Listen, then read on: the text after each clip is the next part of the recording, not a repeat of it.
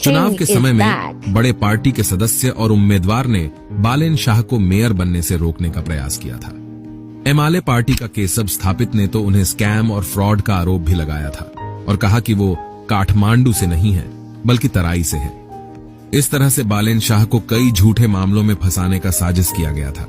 लेकिन नेपाली जनता पुराने पार्टियों से बहुत तंग आ गया था, इसीलिए किसी की बात न सुनते हुए उन्होंने बालेन शाह को बड़े मत से चुनाव जीता दिया। उन्होंने पुराने पार्टी माओवादी, कांग्रेस और एमाले की मुख्य जड़ें को निकालकर जीत हासिल किया था। इस जीत के कारण अब चाहे व्यक्ति कितनी भी ऊंची पृष्ठभूमि रखता हो, अगर वो गलत है तो बालेन शाह उसे कार्रवाई करेगा। उदाहरण के लिए नेपाल के सबसे धनी व्यक्ति विनोद चौधरी के भाई बसंत कुमार चौधरी ने नरभिक अस्पताल के एरिया को बिना नक्शा के बनाया था, जिसके कारण बालेन शाह ने उसे चेतावनी दी और 24 घंटे की अल्टीमेटम दिया था। बाद में नरभिक अस्पताल के मालिक बसंत कुमार चौधरी अदालत के पास गया। फिर वो मामला जीतकर बसंत कुमार चौधरी के पक्ष में आया और अदालत ने बालेन शाह को नरभिक अस्पताल के खिलाफ कुछ न करने का आदेश दिया। फिर इसके बाद बालेन शाह को भी पीछे हटना पड़ा। यह तो था बालेन शाह के बारे में एक छोटा सा ट्रेलर, लेकिन अब पूरी फिल्म शुरू होने वाला था, क्योंकि अब चाहे व्यक्ति की पृष्ठभूमि बड़ी हो या फिर छोटी हो, अब हर आदमी जो गलत है वो बालेन शाह के नजर में आने लगा। इसके बाद सबसे पहले फुटपाथ पर सामान बेचने वाले लोग बालेन शाह के एक्शन में आए।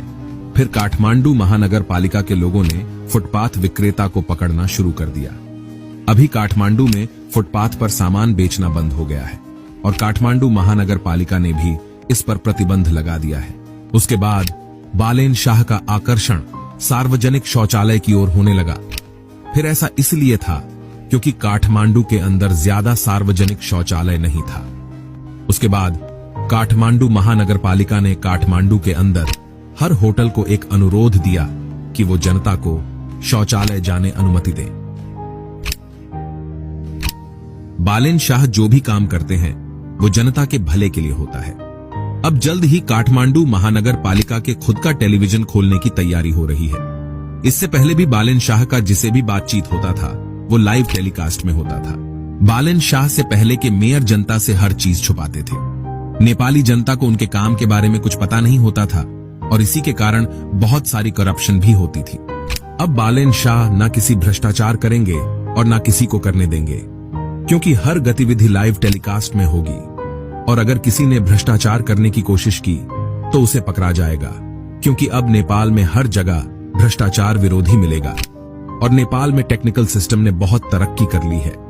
बालेन शाह द्वारा शुरू की गई यह नई पहल नेपाली जनता के लिए एक बड़ी उपलब्धि है। यह नए नेता के साथ नए संशोधन का प्रतीक है जो भ्रष्टाचार और अनैतिकता के खिलाफ खड़ा हो रहा है।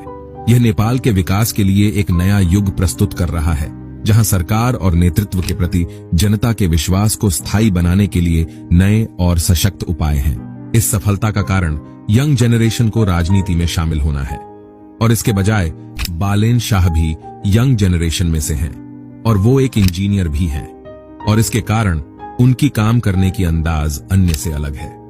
अभी नेपाल में सबसे पॉपुलर व्यक्ति तो सिर्फ बालेन शाह ही हैं। Thank you for watching video.